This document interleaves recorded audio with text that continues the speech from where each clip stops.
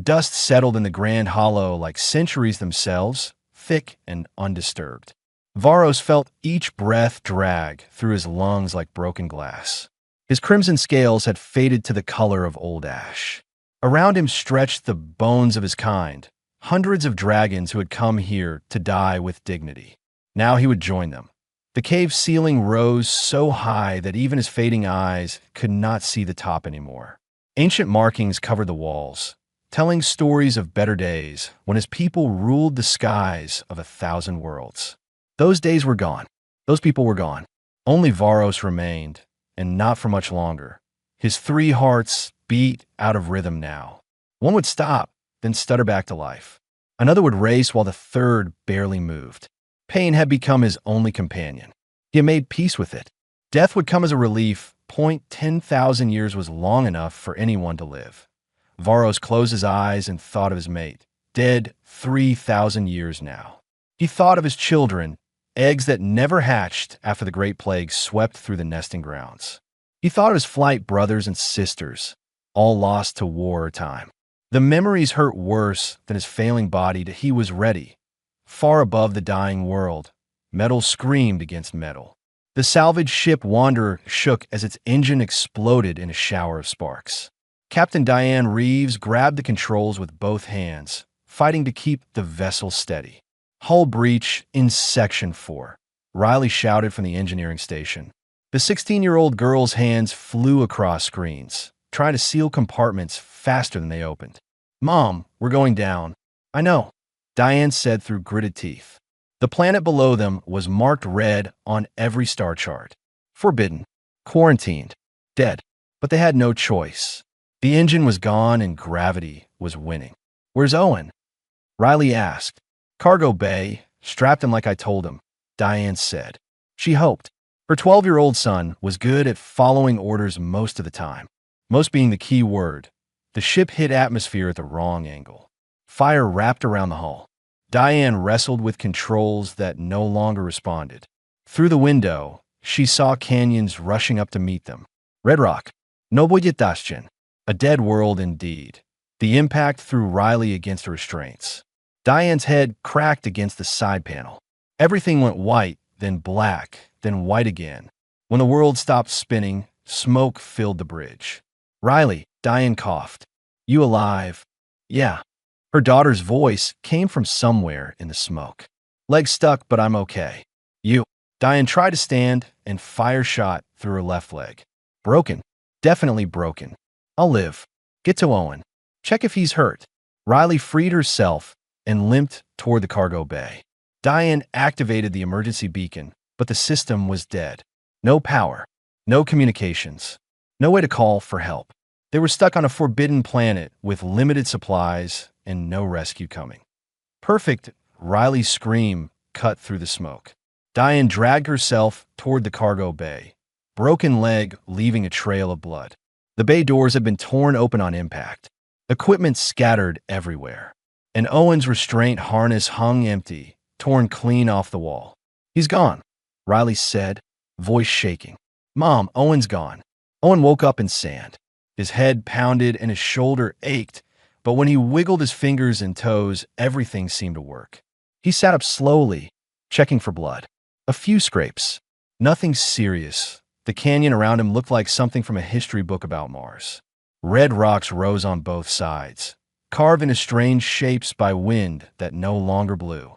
The sky above was purple, not blue. 2 small suns sat close together near the horizon. "Mom," he called. His voice echoed back. "Riley." No answer. Owen climbed to his feet and looked around. The ship was nowhere in sight. He must have been thrown clear during the crash, which should have killed him. Instead, he had landed in a sand drift that probably saved his life. Lucky! But now he was alone on an alien planet with no idea which way to go. He picked a direction and started walking. His emergency training said to stay near the crash site, but he could not see the crash site. All he could see were canyons that looked exactly the same in every direction. After an hour of walking, Owen found the paintings. They covered a cliff face in faded colors that might have been bright once. Dragons filled the images. Huge ones and small ones, flying and fighting and doing things Owen could not quite understand. And next to the dragons were other creatures. Smaller, 2 legs, almost human-looking. Owen touched the painting gently. Whoever made this wanted people to remember something. A story, a history. He wished he knew what it meant that a sound echoed from deeper in the canyon. Not wind, something else, something breathing. Every smart part of Owen's brain told him to run the other way. But the paintings showed the small creatures walking alongside the dragons, not running from them. And Owen had always been more curious than smart that he followed the sound. The canyon opened into a cave entrance so large that 3 ships could have flown through it side by side. Owen stepped inside, and his eyes adjusted slowly to the darkness. The breathing sound was louder here, deep, slow. Each exhale felt like it shook the ground under his feet. Owen walked forward, one hand on the cave wall to keep his balance. The floor sloped downward. The breathing grew louder. And then the cave opened up into a space so massive that Owen's mind could not quite process the size of it. Bones littered the floor. Dragon bones. Hundreds of them. Maybe thousands. Skeletons the size of buildings piled on top of each other like a graveyard that went on forever. And in the center of it all, one dragon still breathed. Owen saw the eye first. It opened slowly, so large that he could have climbed inside it. The eye focused on him with ancient intelligence that made Owen feel very small and very young. The dragon's scales were gray and cracked. Its wings lay folded against its sides, torn and useless. One of its legs was twisted at an angle that looked wrong. The dragon stared at Owen. Owen stared back. Then the massive eye closed again. The dragon let out a breath that sounded like giving up. Its head settled back onto the stone floor with a thud that echoed through the hollow. Owen should have run. Every survival instinct screamed at him to run. Instead, he walked forward. His feet carried him across the bone field toward the dying dragon. He did not understand why. Something just pulled him forward. When he reached the dragon's head, Owen stretched out his hand and placed it gently on the creature's snout. The scales felt rough and warm under his palm. The dragon's eye opened again, wide with surprise this time. "Hi," Owen said quietly. "I'm Owen. Are you okay?" Varos had seen many things in 10,000 years. He had watched stars be born and die. He had witnessed wars that consumed entire planets. He had held his dying mate and sung the songs of farewell.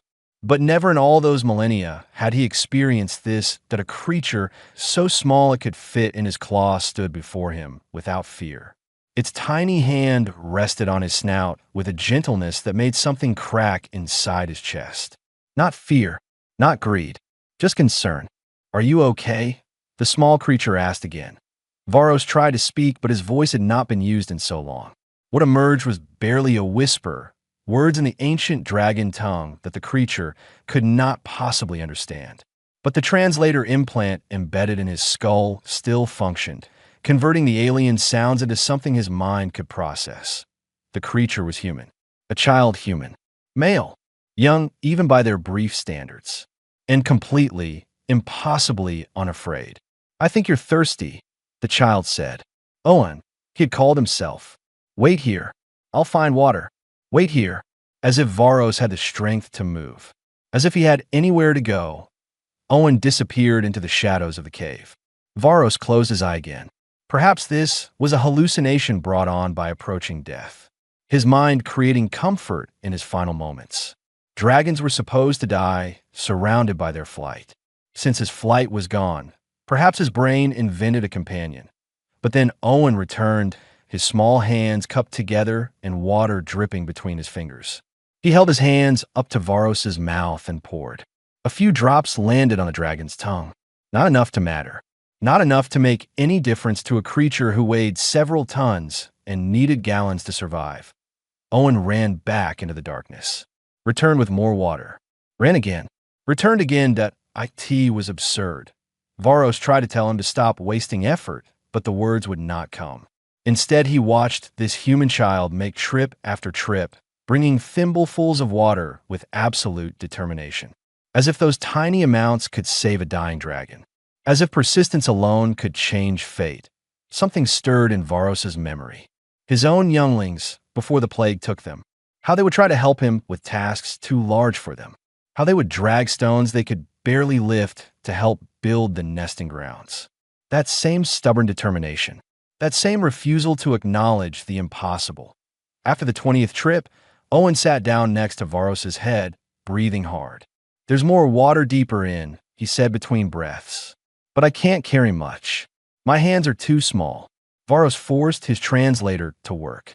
His voice emerged as a rasp that sounded like rocks grinding together. "Why help dying beasts?" Owen jumped at the sound but did not run. Instead, he moved closer. "You can talk? That's amazing. And you're not a beast. You're a person. I can see it in your eyes." He paused. "And nobody should die alone. That's just wrong." The statement hit Varos harder than any weapon ever had. Nobody should die alone, said with such simple conviction, as if it were obvious, as if it were a universal law that should never be broken. "I am old," Varos managed. 10,000 years. Last of my kind. Time to end. "But if you die, your whole species dies," Owen said. His young face showed the kind of logic only children possessed, uncluttered by adult complications. "That means you have to stay alive. Someone has to remember them. Someone has to keep the story going." Varos felt something wet on his scales. Tears. His own tears, the first he had shed in a millennium. "No one remembers." "I'll remember," Owen said immediately. "Teach me about your people. I'll remember everything. I promise. My grandfather died last year, and Mom said the best way to honor him was to remember his stories. So I remember. All of them. I can remember your stories too." The concept was so alien and yet so familiar. Dragons believed in the eternal flight, the idea that the dead lived on in the memories of those who survived. But Varos had no survivors. He was the last. When he died, the eternal flight ended. "Unless you would remember?" Varos asked. "Every single story," Owen promised. "But first we have to find my family. Our ship crashed. My mom and sister are out there somewhere, and they're probably hurt and scared. Can you help? Please." Varos considered. He was dying. Moving would only speed the process. The logical choice was to remain here, conserve his failing strength, slip away peacefully.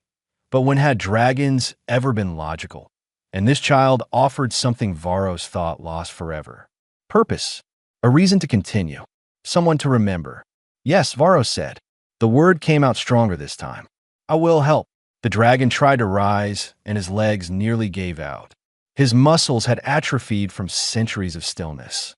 But Owen scrambled up onto his foreleg, using the scales like ladder rungs, radiating such confidence that Varos could not disappoint him.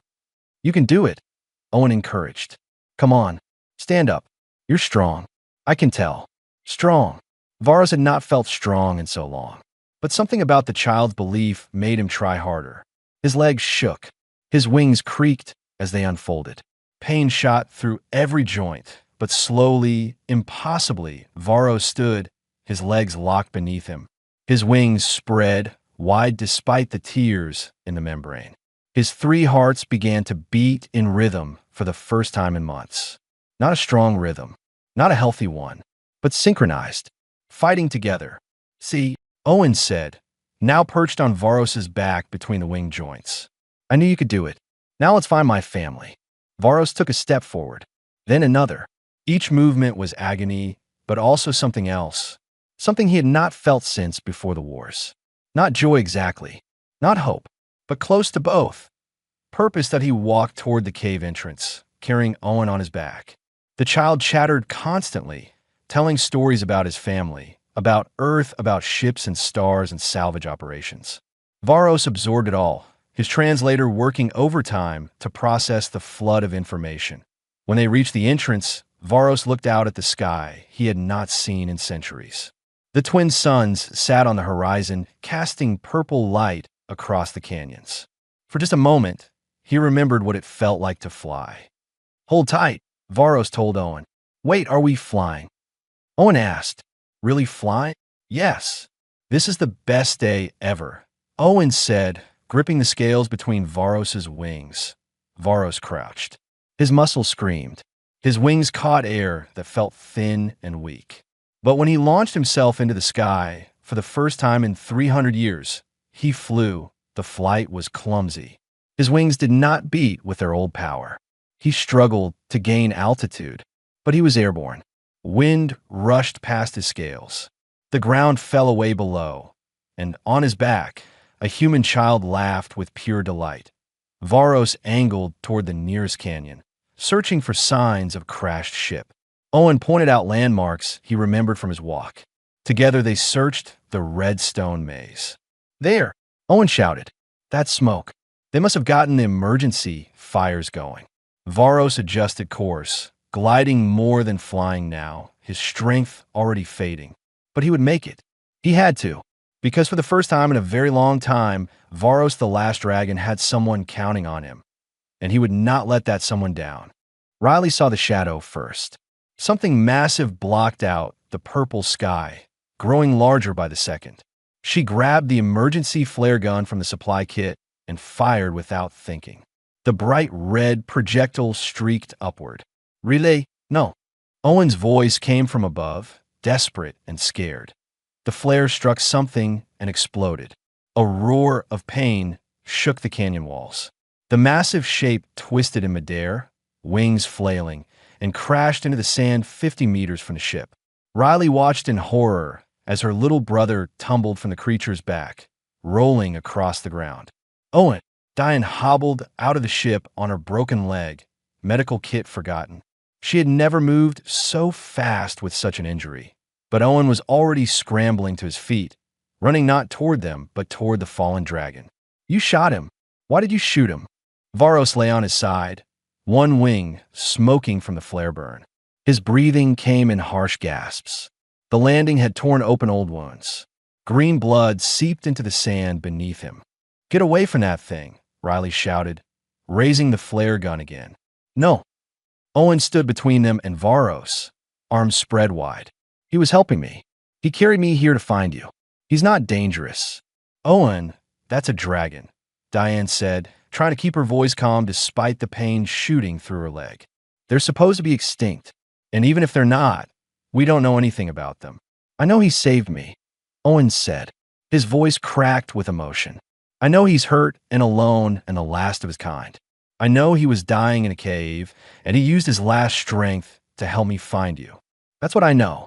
Varos raised his head slowly. His eye focused on the two adult humans with their weapons and fear. He recognized that look. He had seen it before, right before the wars began. Fear that led to violence, that led to extinction.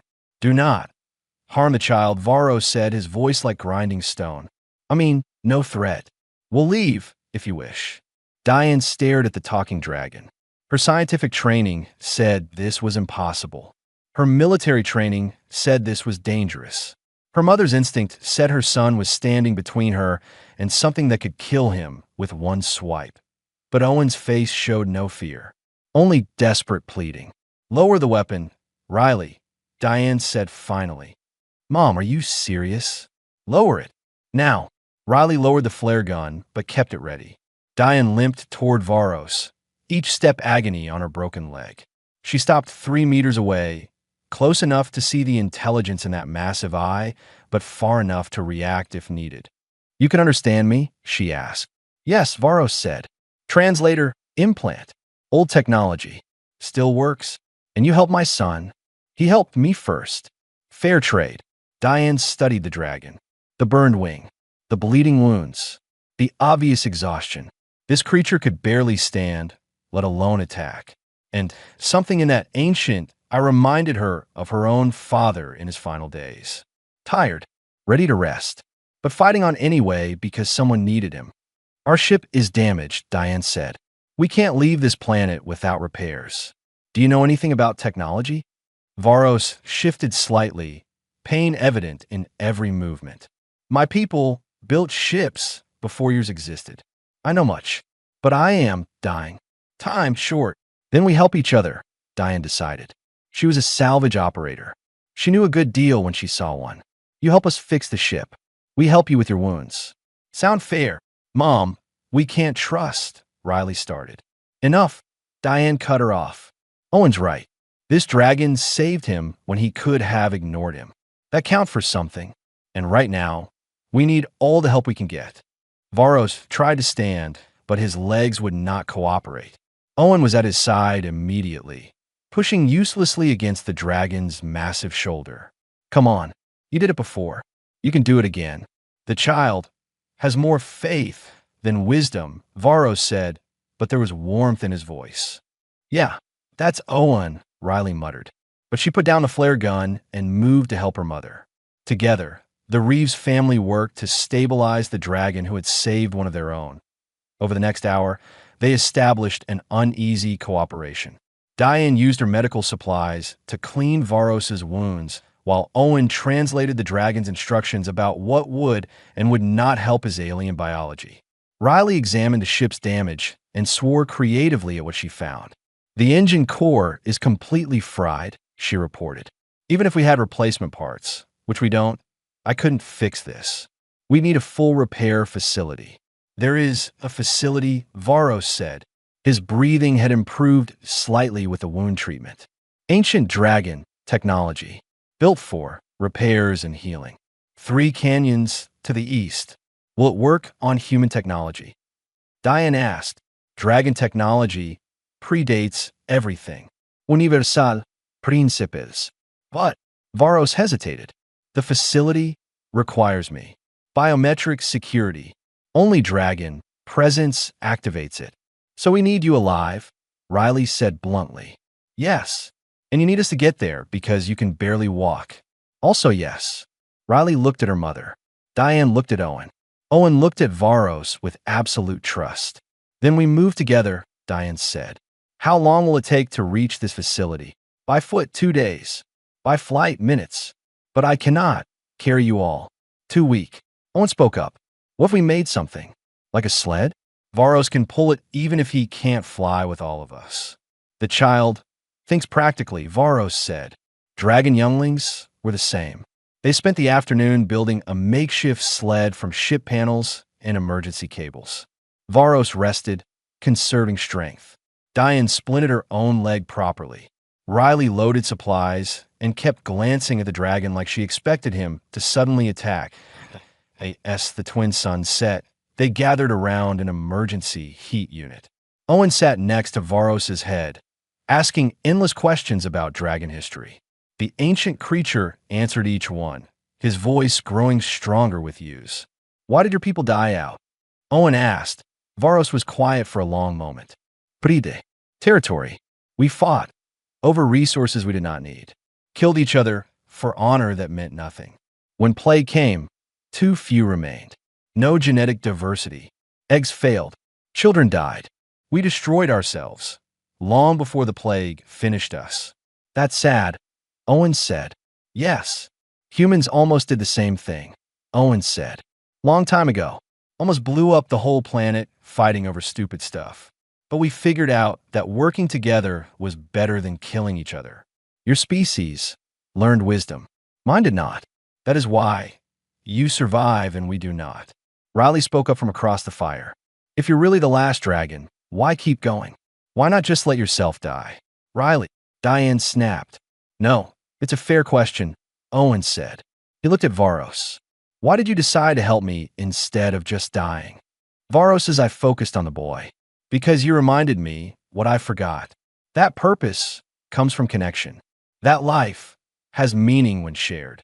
That being remembered is a form of immortality. He paused, and because no one should die alone. Someone wise told me that. Owen smiled.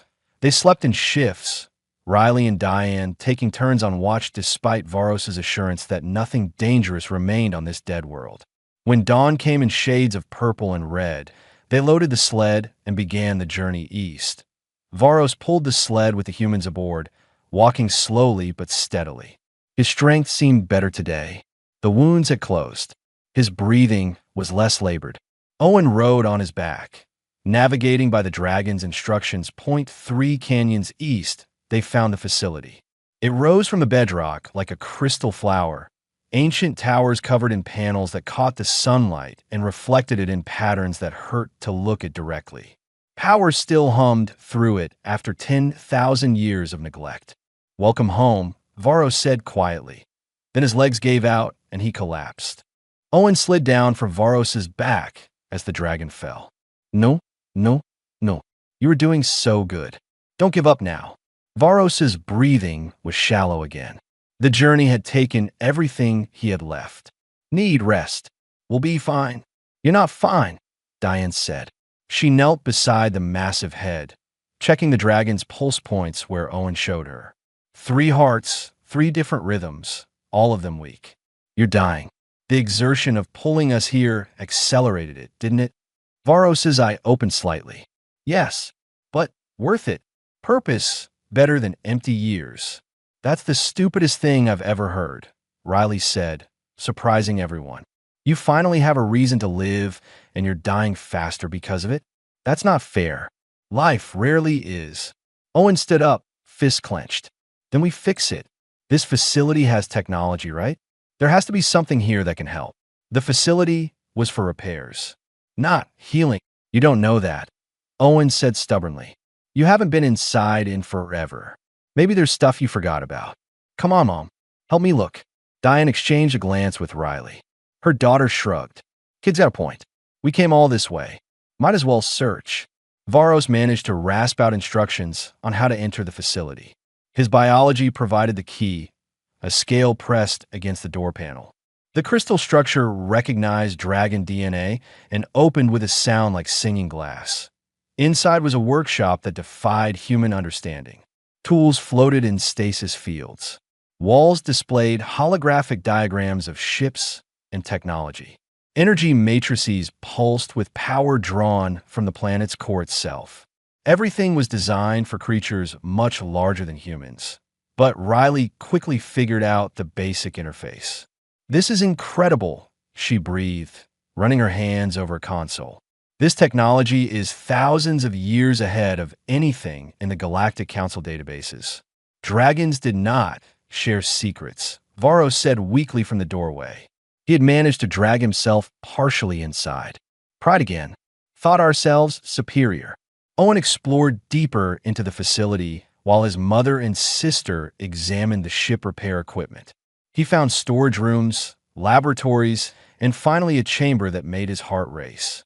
A massive cylinder of crystal stood in the center, large enough to hold a dragon. Holographic displays flickered around it in a language Owen could not read, but the images were clear enough.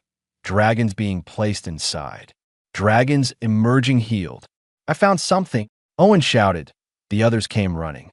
Varros lifted his head, looking at the chamber with an expression Owen could not quite read. "Surprise? Fear? Hope?" "The regeneration chamber," Varros whispered. "I thought destroyed." "What does it do?" Diane asked. "Heals. Rebuilds. Reverses damage. We used it for warriors injured in battle. But it requires massive power. More than this planet can provide now." Riley was already examining the power requirements displayed on the holographic panels. Her face fell. "He's right. This thing needs an energy output equivalent to a small sun. The facility's core can't generate that much. We need—" She stopped. Her eyes widened. "We need a fusion core, like the one in our ship." Diane understood immediately. "If we use our ship's core to power this chamber, we won't have enough energy to leave the planet. We'll be stranded." "But Varros lives," Owen said. "Owen, think about this. We could die here. All 3 of us. No rescue is coming to a quarantined world. Varros is dying right now. We can argue about maybe dying later." Owen looked at his mother with eyes that suddenly seemed much older than 12. "He saved me. He got us here. If we leave him to die, I'll never forgive us. And you taught me better than that. You said Grandpa always helped people even when it cost him. You said that's what made him a good man. Well, this is our chance. We help. That's what humans do." Diane felt her throat tighten. Her son was right, and she knew it. But the weight of potentially dooming her children made the choice nearly impossible. Riley spoke quietly. "I vote we help him. For what it's worth." Diane looked at her daughter in surprise. "You were ready to shoot him yesterday." "Yeah, well, yesterday he was a scary unknown thing. Today he's a person. A dying person who needs help." And Owen's right. We're humans. We don't leave people behind. Riley managed a small smile. Even if the person is a giant dragon. Varos made a sound that might have been a laugh. You would risk everything? For me? Yes. Owen said simply. Apparently yes, Diane agreed. Riley, start working on how to connect our fusion core to this facility. I'll prep the chamber. Owen, stay with Varos and keep him conscious. We need him aware for the transfer. The next hours were a blur of technical work and improvisation. Riley performed engineering miracles, creating adapters from salvaged materials and sheer determination. Varos provided guidance when he could, his voice growing weaker. Owen sat by the dragon's head, talking constantly. He told stories about Earth, about oceans and forests Varos would never see, about humans and their strange habit of adopting every animal they met.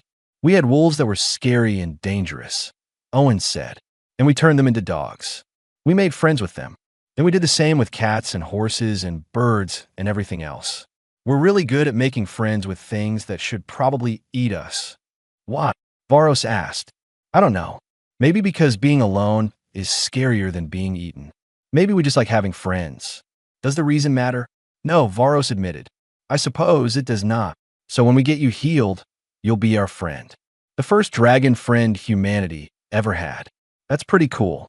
If I survive, you'll survive. I won't accept anything else. Riley finally got the power transfer working. The facility lit up like a star going nova. Energy flowed from the ship's core through hastily built conduits into the ancient dragon systems. The regeneration chamber activated, its crystal walls beginning to glow. We need to get him inside, Diane said. That proved to be the hardest part. Varos could barely move. The three humans used the facility's gravity lifts, technology they barely understood, to move the massive dragon. Owen insisted on riding with Varos, holding onto the dragon's foreclaw as they lifted him into the chamber. I'm staying with you, Owen said when his mother tried to pull him out. Owen, we don't know what this will do. Then I'll find out with him. Nobody should heal alone, either. Diane wanted to argue, but she saw the determination in her son's face. She recognized it. She had the same stubbornness. Fine. But if anything goes wrong, you get out immediately. Understood. Understood. The chamber sealed. Energy began to flow through Varos's body, visible as golden light that traced every scale, every bone, every organ. The dragon's body went rigid. A sound emerged from his throat that was neither roar nor scream, but something between them. Pain-given voice. Owen held onto the foreclaw and started singing. He did not have a good voice, and he only knew children's songs from Earth. But he sang about courage and friendship and not giving up. Silly, simple songs that probably sounded ridiculous, but Varos heard them. Through the agony of cellular regeneration, through the fire of tissue rebuilding, he heard a human child singing to him, refusing to let him face the pain alone. The process took 6 hours. 6 hours of energy burning through ancient dragon biology, forcing dead tissue to live, commanding failing systems to regenerate. 6 hours of Owen singing every song he knew, then making up new ones. Finally, the chamber powered down. The crystal cleared. The energy faded. Varos lay still. Did it work? Riley whispered from outside. The dragon's eye opened, but was not the dull gray it had been. The eye blazed with brilliant gold. Varos took a breath, and it filled his lungs completely, all 3 hearts beating in perfect synchronization. He stood, and his legs held him easily. His wings spread, and there were no tears in the membrane. His scales had transformed from ash gray to deep crimson, the color of sunrise. It worked, Varos said. His voice no longer rasped. It resonated like music. I am whole. Owen laughed, tears streaming down his face. I told you it would work. Then the boy collapsed.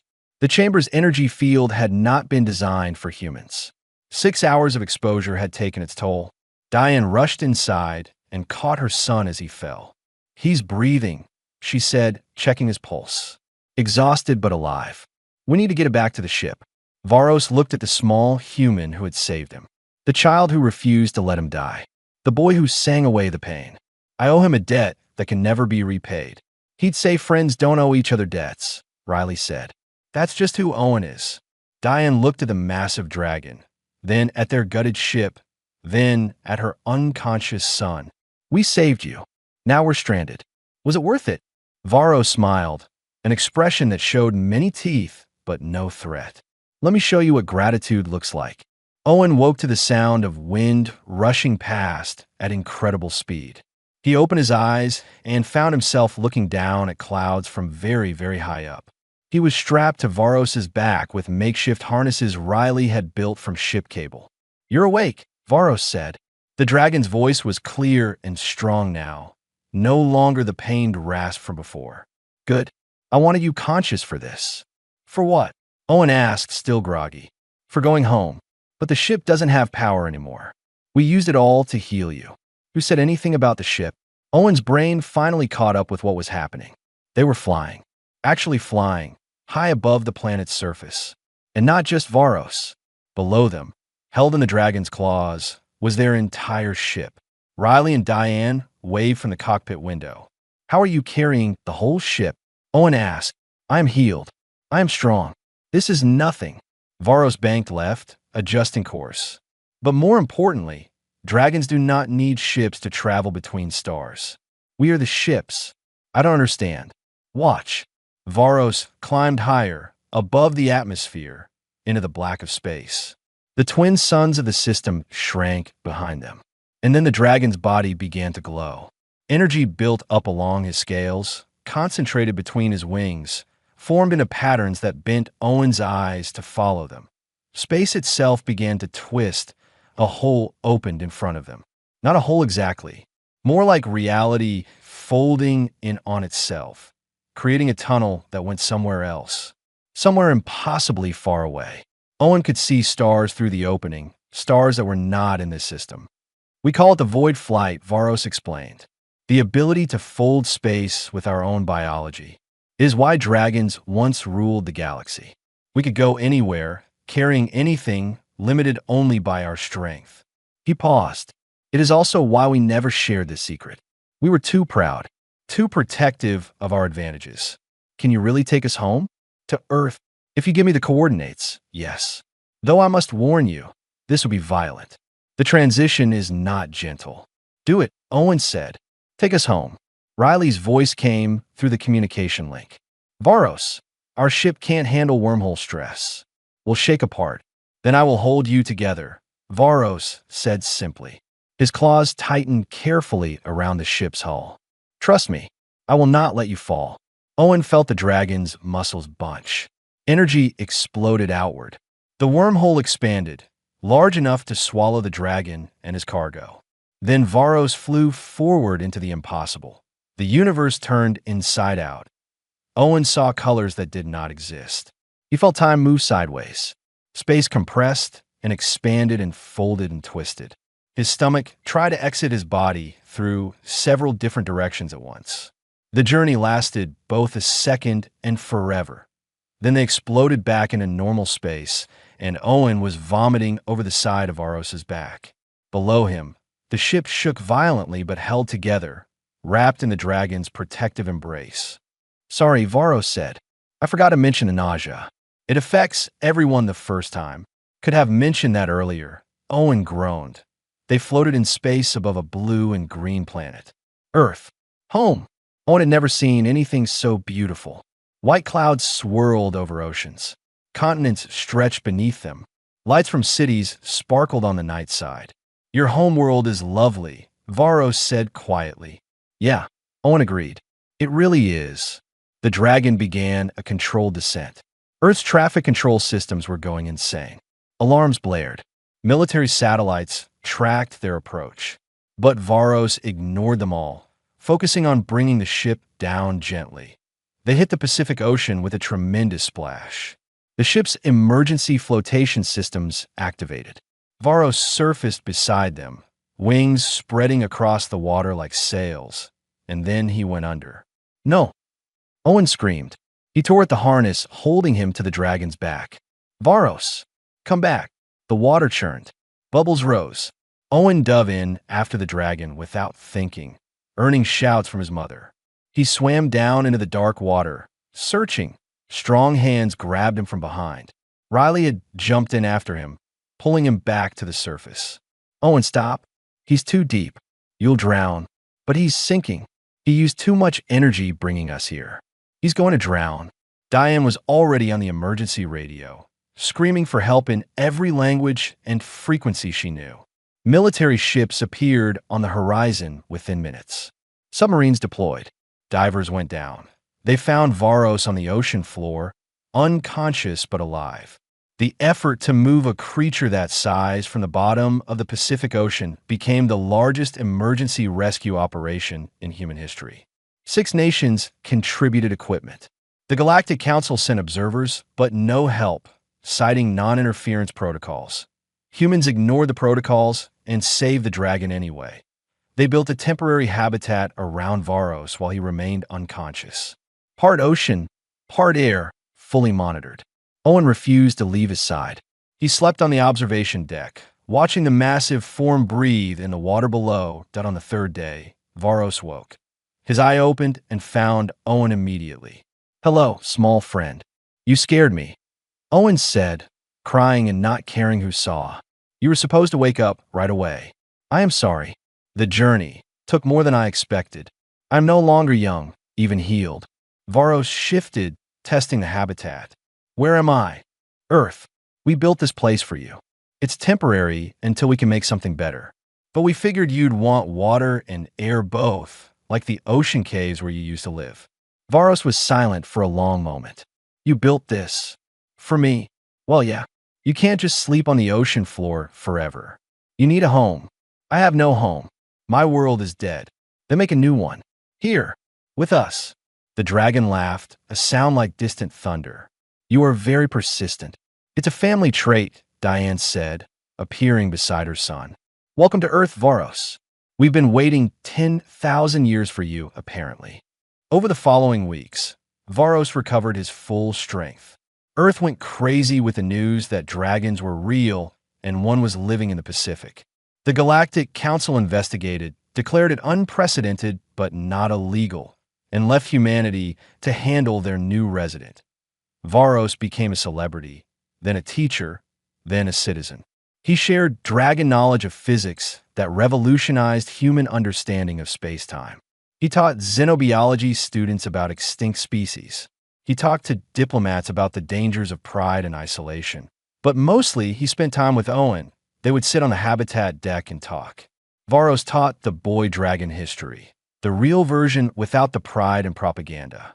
Owen taught Varos about Earth, about humanity's own near extinctions and how they survived through cooperation.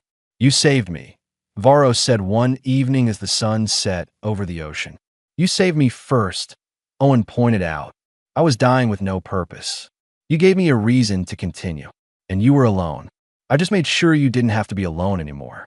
Varos lowered his massive head until his eye was level with the boy. "What happens now, small friend?" "Now," Owen smiled. "Now you live. You teach. You remember your people and make sure everyone else remembers them too. And maybe, if there's any way possible, we figure out how to bring dragons back. That may not be possible. People said healing you wasn't possible. People said getting home wasn't possible. But we did both." Owen's smile widened. "Humans are really good at doing impossible things when we care enough." Varos realized something in that moment. Owen was right. Humans did the impossible regularly. They befriended predators. They healed the dying. They refused to accept endings as final. And maybe, just maybe, they could bring dragons back from extinction. 3 years changed everything. Varos stood on the platform overlooking the Pacific and marveled at what human determination could accomplish. Where once there had been only his temporary habitat, now stood the Dragon Research Institute, a facility that combined ocean and air, technology and nature, human innovation and dragon wisdom. And in the center of it all, in a specially designed incubator, an egg rested. Not just any egg. The first dragon egg created in over 4,000 years. Riley emerged from the laboratory, now 19 and the head of the genetic engineering team. She had abandoned her plans for university to work on this project. Nothing else seemed as important. The embryo is stable, she reported. All markers are showing normal dragon development. If the calculations are right, we should see hatching in approximately 4 months. Varos moved closer to the incubator, his massive form casting shadows across the lab. Through the crystal shell, he could see the tiny shape moving inside. A dragon, not born from natural mating, but created through human science and dragon biology working together. A miracle in synthetic form. It should not be possible, Varos said quietly. He had said this many times over the 3 years of research. And yet, Riley said with satisfaction, "Here we are." The door burst open and Owen rushed in, now 15 and taller than his mother. He had spent the last 3 years splitting his time between school and the institute, learning everything he could about dragon biology, culture, and history. He was writing a book about it. Several books, actually. Varos, you have to come outside. The Galactic Council is here. Like all of them, every member species sent a representative. The dragon and the humans made their way to the main platform where a crowd had gathered. Ambassadors from 100 worlds stood waiting. Varos recognized species he had not seen in millennia. Some looked at him with awe, others with fear, a few with calculations in their eyes, already wondering how to exploit dragon abilities. But the human ambassador, an older woman named Patricia, who had become Varos's friend, stepped forward first. "The Galactic Council has come to witness history," she announced. "Today marks the formal recognition of the Dragon Restoration Project and the designation of Earth as a sanctuary world for dragon species revival." The crowd erupted in discussion. Some species protested. Dragons were too dangerous, too powerful. Humanity was playing with forces they did not understand. Varos listened to the arguments with ancient patience. Finally, he spoke, his voice carrying across the platform without need for amplification. 10,000 years ago, my species ruled the galaxy through strength and fear. We hoarded our secrets. We refused cooperation. We saw other species as inferior. He paused, letting the words settle. And because of that pride, we destroyed ourselves. When the end came, we died alone, unmourned, forgotten. The platform went silent. But a human child found me dying in a cave and refused to let me die alone. He brought me water with his bare hands, even though he knew it was futile. He gave me purpose when I had accepted that purpose was lost. And his family sacrificed everything to save my life. Varos looked at the council members. Humanity did not save me to exploit dragon abilities. They did it because they believe no one should die alone. They believe every species deserves a chance at survival. They believe cooperation is stronger than domination. He gestured to the laboratory behind him. The egg in that facility represents more than dragon revival. It represents a new way forward. Dragons working with humans. Ancient knowledge combined with modern innovation. Strength used for protection rather than conquest. And if these new dragons prove dangerous, asked a council member from species Varos did not recognize. Owen stepped forward before anyone could stop him. "Then we'll teach them better. The same way you teach your kids not to be jerks. Dragons aren't born evil any more than humans are. They're just people. Scaly, fire-breathing, giant people. But people." Several council members looked scandalized by the casual comparison. But others laughed. And Varos made a sound that was definitely a chuckle. "The boy speaks truth," Varos said. "Dragon younglings were taught pride and dominance, because that is what our culture valued. These new dragons will be taught cooperation and compassion, because that is what they will learn from humanity." Over the next hour, the council debated. Some wanted restrictions. Others wanted oversight. A few wanted the project shut down entirely. But humanity had already made their position clear. This was happening, with or without council approval. Finally, the council voted. The Dragon Restoration Project was approved with conditions. Earth would maintain custody of all dragons. Regular inspections would occur, and humanity would be held responsible for any dragons that proved dangerous. Owen whispered to Varos, "They don't trust us." "They do not trust dragons," Varos corrected. "They trust humans perfectly well. That is why they approve this. Because they believe if anyone can civilize dragons, it is humanity." That night, they celebrated. The institute was filled with scientists, diplomats, journalists, and curious citizens. Varos stayed on his platform, accepting visitors who wanted to meet the last ancient dragon. He answered questions with patience, told stories of the old days, and watched humans dance and laugh below him. Owen found him after midnight, when the crowd had thinned. The boy climbed up to sit on Varos's foreclaw, a position that had become their customary conversation spot. "Are you okay?" Owen asked. "This has to be weird for you. Watching humans create dragon eggs in laboratories." "It is strange," Varos admitted, "but also wonderful. My people created themselves through nature. Your people will create my people through science. Both methods produce life. Both are valid. What if the hatchling doesn't like you? What if it thinks you're too old-fashioned?" Varos laughed, the sound rolling across the water. "Then I will learn to be less old-fashioned. Children often teach their elders new ways. That is how species grow." They sat in comfortable silence, watching the moon reflect on the ocean. Finally, Owen spoke again. "Do you remember when we first met? When you were dying in that cave?" "Every moment," Varos said. "You said you were ready for it to end, that you had lived long enough. Do you still feel that way?" Varos considered the question carefully. "No. Now I feel like I wasted thousands of years waiting to die, when I should have been searching for reasons to live." He looked down at the boy who had saved him. "Thank you for being stubborn enough to give an old dragon a second chance. Thank you for teaching me that different doesn't mean enemy," Owen replied. "Half my school friends want to be xenobiologists now, because of you. The other half want to be dragon riders." "Dragon riders?" "Yeah, people who fly on dragons and have adventures. Like me. You're not a dragon rider. You're my friend. Can I be both?" Varos smiled. "I suppose you can." For months later, the egg hatched. Varos stood over the incubator as the shell cracked. His 3 hearts beat faster than they had in years. Humans crowded the laboratory, recording everything, taking measurements, monitoring life signs. The shell split completely. A small dragon emerged, wet and shaking. Its scales were bright crimson, the color of sunrise. Its eyes, when they opened, blazed with golden light. The hatchling looked up at Varos and made a small chirping sound. Varos felt something break inside his chest. Not pain, joy. Pure, overwhelming joy.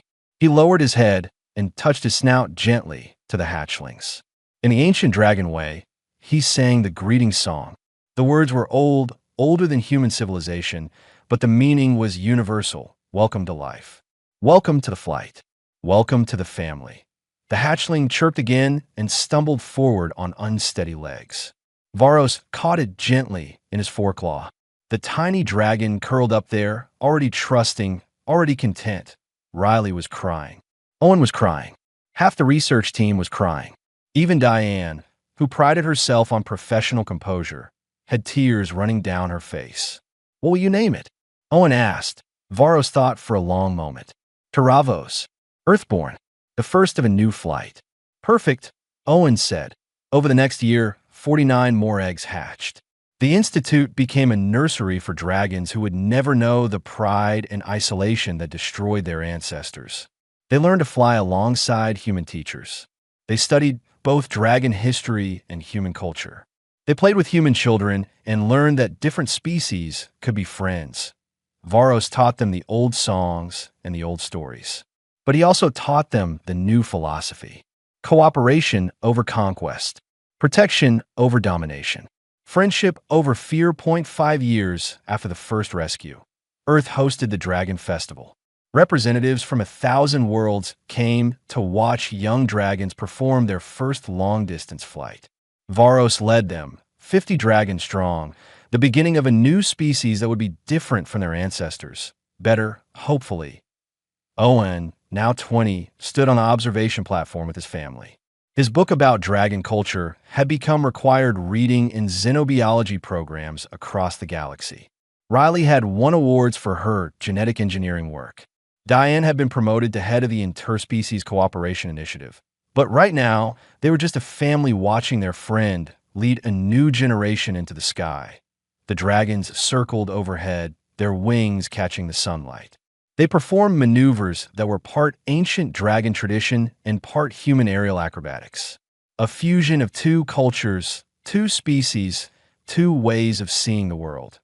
Varos broke from the formation and descended to the platform. Owen climbed onto his back without hesitation, a ritual they had performed countless times. Together they rose into the sky, joining the young dragons. "Look what you built," Varos said as they soared over the ocean. "Look what your stubborn refusal to accept endings created." "We built it together," Owen corrected. "You mean my family, the scientists, everyone. That's what makes it special." Below them, the festival continued. Humans and aliens mingled. Young dragons played with human children. Species that had never cooperated before worked together on research projects. And at the center of it all was the understanding that compassion could bridge any divide. Varos had accepted his final breath in a cave of bones, alone and forgotten. But a human boy's gentle touch had changed everything, had given him purpose, had given his species a second chance, had proven that endings were only permanent if you accepted them. The ancient dragon looked at the young man on his back, the child who had saved him, and in doing so saved an entire species. "Thank you," Varos said simply. Owen smiled. "That's what friends are for." They flew together over Earth, a dragon and a human, proof that compassion could resurrect the dead and friendship could bridge any divide. Behind them flew 50 young dragons, the promise of a better future. A future built not on pride, but on cooperation. Not on strength alone, but on the courage to reach out to those who were different. The ancient dragon had accepted his final breath. But human boy's gentle touch changed everything. And in changing one life, changed the fate of an entire species and reminded the galaxy what truly mattered. Not power, not dominance, not pride, but connection, compassion, and the stubborn human belief that no one, not even the last dragon in the universe, should ever have to die alone.